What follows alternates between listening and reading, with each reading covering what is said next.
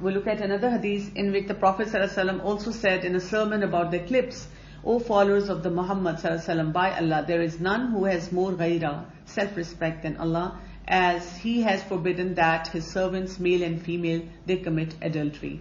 Now imagine that this is the hadith which is coming at the time of eclipse, which means Allah subhanahu wa ta'ala shows us warnings, signs, we are messing up badly, either sometimes earthquakes, natural disasters, and even eclipse.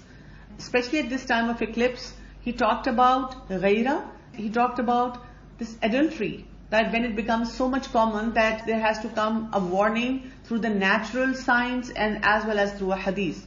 Like, what is our concept of ghaira? As we talked about Sharia, what is our concept of Sharia and why we are so scared of this Sharia?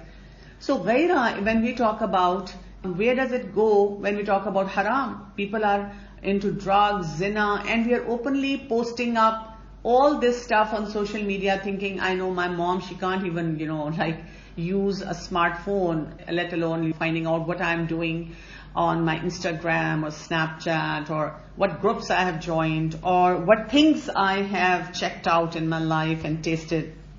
Where is my ghaira? I mean, where is my basal temperature at that time?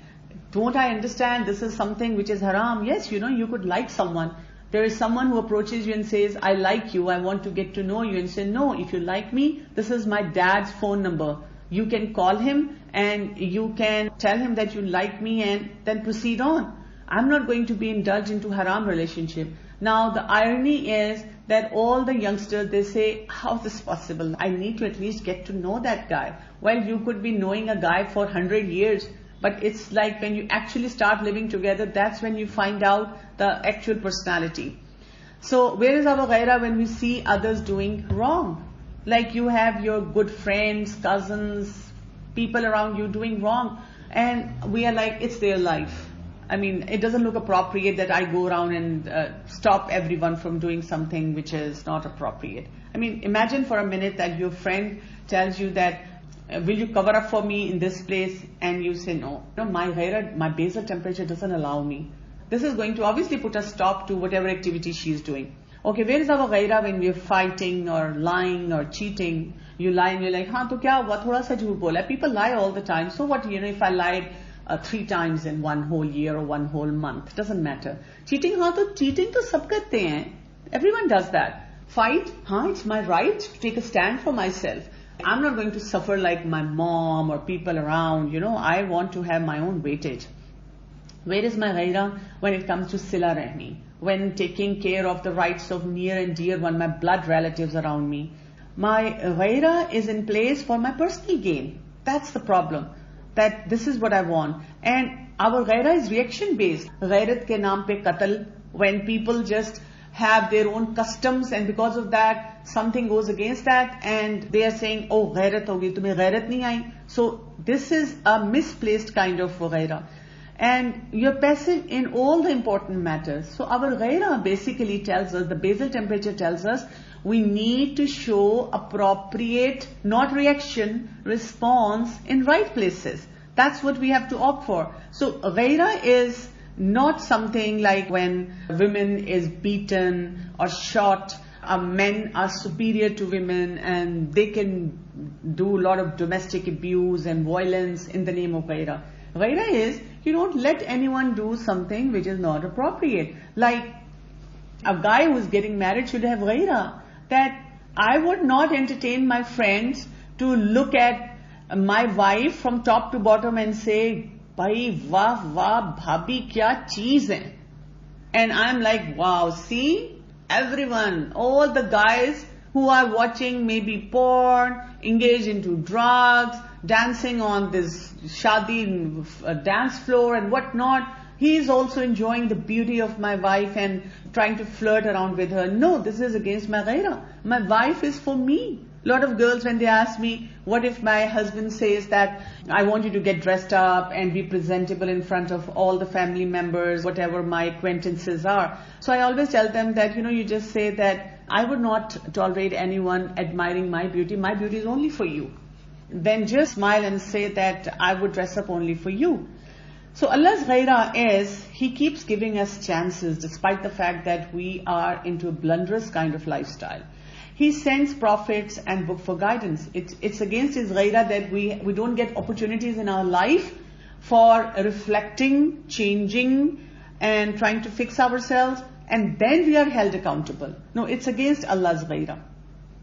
The Prophet ﷺ said, there is ghaira which Allah loves and ghaira which Allah hates. That which Allah loves is ghaira regarding a matter of doubt, and that which Allah hates is ghaira regarding something which is not doubtful. So what does this mean? That Allah loves this ghaira, that there is a matter which is doubtful, so at least explore it before immediately taking some action. He hates is ghaira regarding something which is not doubtful. Like when something is so clear and you don't have that basal temperature to give a right response. So that is why we say Allah possesses complete attributes of perfection. And He is the one who is truly worthy of this praise, deserving our praise, because the system that He has given us is so beautiful, and our problem is we don't bow down to that. So basically what happens, if we try to now consolidate what we have learned so far, you are surrounded by sins, a lot of temptations, a lot of opportunities. When you are surrounded by sins which are taken as norms, you live with confusions. You are not sure what is right and why can't you do a certain thing and why you have to live in a certain way. And this confusion brings in a lot of insecurity. And because of insecurity, your actions become insensitive. You then start thinking on these lines, it's about my life, or why do I always have to make a sacrifice? And ultimately, these insensitive actions, they become your habits. And that's the cycle in which you start changing. So rather than focusing on the habits of a person, what we need to do is you work around so that their confusions are cleared about the sins and there is less insecurity in their life, and all the actions that they do are with mindfulness so that their heart doesn't get weak and they are not like this bride who is taking blunderous decision by saying, बस एक ही दफा शादी होनी है ना, and let me do everything. So like you say, I am only young once, she only live once, let me get the best out of this life. So when you don't have ghaira, we move on to next important ingredient, and that is there is lost haya. What is this lost haya? This is a strength which is there. Allah subhanahu wa ta'ala has given us all believers, and we are not even aware of this strength. Prophet ﷺ said, haya is all goodness. Then we find out in another hadith, the Prophet ﷺ said, a part of that which people understood from the speech of the earlier prophets is, if you do not have haya, do what you want. So we are living in this society where haya is not there, or the concept of haya is so much diluted, and that is why people are landing into one mess after the other. And then because of that, there is failure to glorify Allah subhanahu wa ta'ala. We live in this self-deception that Allah is merciful. There is bold indulgence in sins with the wrong estimates. हम ये कर लेंगे, फिर कुछ नहीं होगा. I don't think so, it's such a big deal. And then we land into more and more trouble. I have seen girls who say, I am just meeting my lover once, or this guy I like, and that's it, we're just meeting. But within few days she is pregnant. She was a cyber crime lawyer, and she was sharing with me that, there was this girl who got engaged.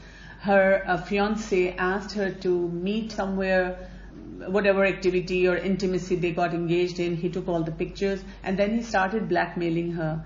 She was so worried, and then she approached that lawyer because he was telling her that I'm going to post up all your pictures in some place and you do these things for me. Can you imagine? This was done by a fiancé. Then they had to actually go around taking all those pictures from him so they are not exposed on the social media. This is wrong estimate that we have. And then we live with fear of people, which is more than fear of Allah subhanahu wa ta'ala. And we are always concerned about degradation in the eyes of people and not how Allah is looking at me. So disbelief with sealed hearts is there. And that is what we find out in Surah Al-Hashr, verse number 18 and 19. Ya ayyuhallazina amanu, O you who believe, ittaqullah wal tanzur nafsum ma qaddamat lighad. Fear Allah, have taqwa of Allah, and let every soul look at what He has sent forth for tomorrow. Then again says, wattaqullah, have fear of Allah. Inna Allah khabirum bima ta'malun. For Allah is well acquainted with all that you do. وَلَا تَكُونُوا كَالَّذِينَ نَسُوا اللَّهَ, and be not like those who forget Allah. فَأَنْسَاهُمْ أَنفُسَهُمْ, and He made them forget their own souls. This is like scary. It should give you goosebumps. That if I forget Allah subhanahu wa ta'ala, He's going to give me this insensitivity towards my own self. I will be into self-harm, I'll be cutting myself, I'll be taking my life, I'll be landing into one blunder after another and like giving myself lot of damage. Ulaika humul fasikun, these are the people who are rebellious transgressor. So please safeguard yourself and tell people that you can't be rebellious, you can't transgress a certain limit. If you don't follow the law, this is what you're going to land in. So the worst punishment is when you are follower of the desires, when you have wasted productivity, when you ignore your own responsibilities. This takes person out of scope of ihsan. And this is like, kind of real life that people live in. Prophet ﷺ narrated, a fornicator is not a believer at the time of committing fornication. The one who drinks wine is not a believer at the time of drinking wine. A thief is not a believer at the time of when he is involved in this theft. Why does Imam Qayyim ibn al-Jawzi brings in this hadith while we're talking about the ghaira and haya and the impacts of sin? He is basically guiding us that, if you look at someone who is engaged in a wrong activity, in a haram activity, in zina, is an adulterer, we should look at them as someone who is a sick person. We cannot say this person is totally bad. Astaghfirullah, I can't even imagine. I never thought she will be like that. I thought of her as a good person. Well, by large, we have to think of everyone as a good person. But when somebody comes to us with a problem, it's a cry out. People want us to help them. We can't just look at them and say, are you really doing all these things? This is a sin. You'll be burning in hellfire. No, you need to understand that this is a person who is asking you for help. And just making some statements won't help. And you have to start from the very beginning point that Imam Qayyim al-Jawzi told you. And don't look at their behavior to be wrong, but not the person to be wrong. You can say, it's okay. Please detach yourself from this behavior and think of this behavior as bad, not yourself as a person that you're bad. You're a good person. Allah subhanahu wa ta'ala has created you. Allah loves you. That is why Allah ta'ala is putting these thoughts in you that you need to go and seek help.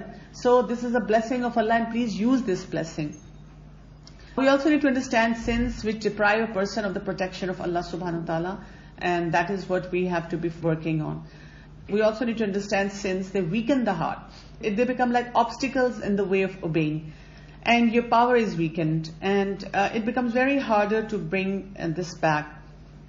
That is why we find out that the Prophet ﷺ, he used to seek refuge in Allah by making this very beautiful dua. Allahumma inni a'udhu bika min al-hammi wal-husni wal-ajzi wal-kasali wal-bukhli wal-jubni wal-dala'i-dain wa ghalabati ar-rijal. When he used to make this dua, oh Allah, I seek refuge in you from worry, from grief, from inability, laziness, cowardice, miserliness, and heavy burden of debts, and the overpowering of the men. You can just tell people to make this dua, like all the worries and all these emotions are there as a package when you have this haram relationship. So I'll again finish off today with this saying that shyness is a strength to build on and not a character flaw to be stamped out. How do we gain more haya or we perfect it? For haya, what you need to do is take it as a healthy trait. Secondly, haya is your inner alarm. That's how you have to see it. When you get this uneasy feeling on doing something which is not appropriate, it's like people's reaction that you're scared of. So what you do is, if you become Allah conscious and you remember that Allah is watching me, I'm accountable to Allah subhanahu wa ta'ala. In all the places, whenever your alarm gives you this uncomfortable feeling, you stay away from all those activities. Then there is haya, which is related to all our body parts.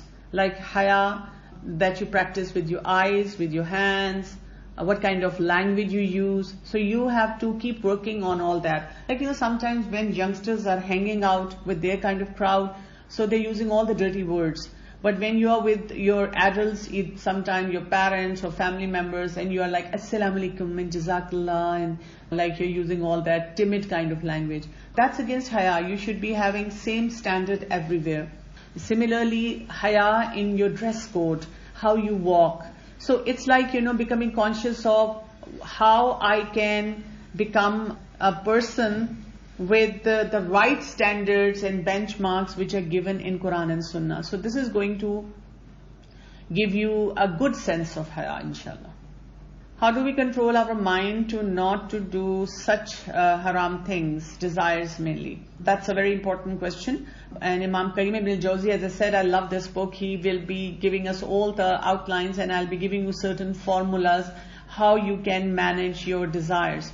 But basically, the starting point right now, if I tell you, is think of haram as haram. Think of sin as sin. Think of disobedience as disobedience, and don't justify it. Even if you're doing it. For example, if you're doing something which is wrong, don't say everyone does it.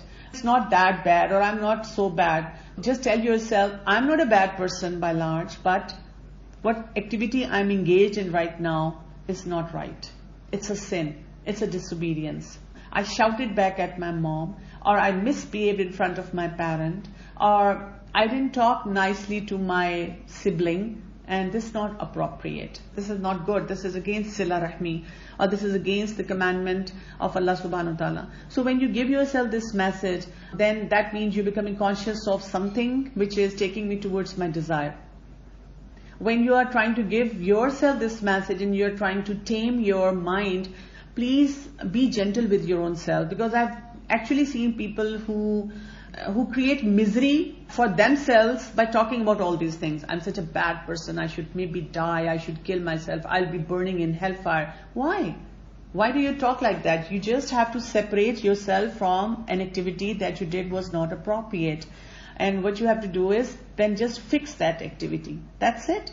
So don't take yourself as a bad person. Just tell yourself, I'm a good person. Allah subhanahu wa ta'ala gives me so many opportunities. He loves me. That's why I get to listen to Quran, be with the right people. But yes, since I have some human weaknesses, let me work on those weak areas.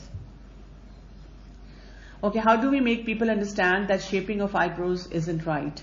Any commandment that you want people to understand is only by bringing them closer to Allah subhanahu wa ta'ala and instilling love of the Prophet sallallahu alaihi wasallam in their hearts. Because once they understand that the status of the Creator and our dearest Prophet, that's when they will be able to follow the practices. What if someone dyes his hair? No, dyeing in regular color, giving you a sort of a natural look is allowed. But like, these days people are dyeing their hair in rainbow colors. So that is something which is not appropriate. Baji, what comes under the haya of walking, talking? Because sometimes people are very expressive, or sometimes they have this body gesture sort of thing. So does it also come under the category of sinning? When we talk about our body communication, there are experts now who would guide you on how to look composed. Like, when people go to these finishing schools and all those places, so they might have a different way of walking, talking and body expressions, but they guide you how to tame yourself. Like when you're sitting on a formal table, how do you eat? When you're in a formal meeting, how do you talk? How do you walk? Similarly, haya is a standard in which we tame ourselves in all the situations. Like when I'm sitting with my husband, so I can have a different way of talking, walking, interacting. When I am with my mahram relatives, I need to have another way of expression. And when I'm outside with other people, then obviously I have to control myself. Like once, a lady who actually came to my class when I was just interacting with girls, and it was not even an online activity. And she said to me that, I heard you on some forums. It was so calculated. And right now when you're talking so different. I said, yeah, because they're all sisters over here. But when I'm interacting in a forum where I know that there could be men listening as well, so I'm going to be obviously trying to control myself in many places. We need to develop that control. That's an important one. What to understand? Is there a warning for me in some of these relationships? Some relationships that won't work at all. You care more than the other person or vice versa. Like in a relationship, there has to be a balance at a certain level. It could be husband-wife, because a lot of girls would say, I am so desperately looking after him and he doesn't care. वो जल्दी नाराज हो जाता है. Or it could be vice versa. The girl could say, he's always after me and I have an attitude. And he needs to learn to live with this attitude. This relationship is going to create misery. Secondly, you look up to a person as a role model. You fell in love with someone and you're like, oh, you don't know, Dr. Kanwal, you have to meet him. The moment you get married, you hear his snoring, and you're disappointed. Don't take them as role models, especially one who is telling you, Amma ba se chupke milo. Be daring in front of your parent. Look into the eyes of your father and tell him, I'm the only one for you. Then you are on a rescue mission, always saving him from one trauma or the other. You are infatuated with other partner for external reasons. Oh, his eyes, his looks, he's so tall, he's so handsome. All the girls were after him and he is the one who is after me. You chose a partner as reaction. Let him be jealous. A lot of relationships these days are about jealousy. There's a girl who contacted me and she said, oh, this guy is really sincere with me. And I'm like, what is he putting on Insta then? Because she was discussing all those problems with me that he is with other girl. नहीं, वो मुझे सिर्फ jealous करने के लिए करता है. I'm like, no, honey. He's enjoying other girls. You cannot stop thinking about him. You are the one reaching out. Always go out of the way. A lot of girls say that. Right now, I'm identifying the problems. In the next couple of sessions, inshallah, I'll give you the solutions as well to this. Apparently, we are controlled by the partner. Girls are sitting home and he's dictating. Kya kha rahi ho? Biryani. Don't eat biryani. Okay. What color are you wearing? Send me your selfie. Oh, I don't like this color. Change your shirt. Okay. What is this? Then watch for warning sign. And they even tell, is friend se baat nahi karna. Because that is the friend who's telling you constantly, he's not the right guy, he's not the right guy. The moment he finds out, I don't want you to be talking to her. Or give me all your passwords. And he is not sharing any password with you. Watch for warning signs and do not make excuses and be honest with yourself. Yeah, I know he sometimes smokes and he did admit, he's very honest, that he was with this girl and he drank wine, but he's very honest. He has done tawbah. He's never going to do it again. He's very nice, fine boy. And then it looks like a project rather than a love. These projects you're learning from all the dramas and movies, what kind of ideas they're giving you. So they are fatal flaws. What are these? You need to be warned about them. If you're married and they're fatal flaws, consult someone. Immediately go to counselor. Don't do enabling. Don't hide it. Fix it right there and then. And if there is a fatal flaw in a haram relationship, it's already haram, stay out of it. Addictions. The moment you find out he is an addict, stay out. Anger. Extreme anger issue. It takes it out on you. Stay out of this relationship. Victim mentality. He gives you victim mentality or he himself has a low self-esteem. It's a big baggage. He is a control freak, as I've just told you. There is sexual dysfunction. A lot of girls stay in marriage when the husband does nothing. This is one of the need. And women in our society have been told, so you stay without this sexual relationship. Allah has given you desires. And you had been managing those desires in a halal way by keeping a fast, maintaining your lifestyle because you wanted to have a good relationship with husband and now husband is not doing anything and you can't even talk to someone because people will say besharam. You just wanted to have sex? Astaghfirullah. But what is marriage all about? This kind of companionship is only in marriage. So go to an expert. And then emotionally unavailable. Then not recovered from the past relationship. Any kind of relationship. And emotionally damaged childhood. Someone who is coming from a dysfunctional family should always opt for some sort of disengagement. Because the kind of mentality lot of kids have now, it's not their fault. It's the kind of environment they're raised in. سبحانك اللهم وبحمدك أشهد أن لا إله إلا أنت أستغفرك وأتوب إليك. السلام عليكم ورحمة الله وبركاته.